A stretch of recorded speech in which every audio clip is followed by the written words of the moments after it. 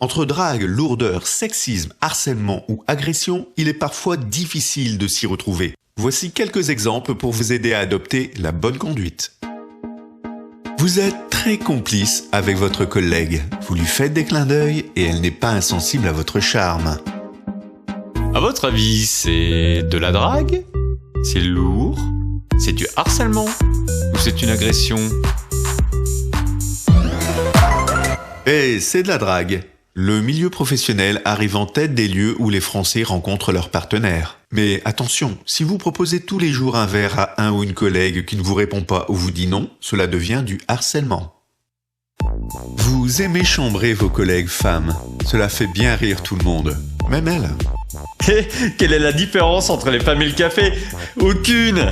Au début ça excite et après ça énerve. À votre avis, c'est de la drague? C'est lourd? Du harcèlement? Ou c'est une agression? C'est lourd.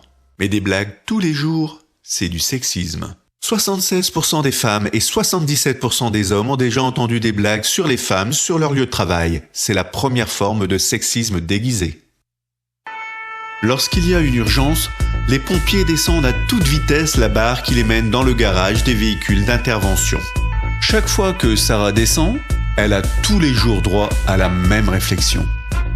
Oh, voilà notre petite danseuse de pole dance, waouh!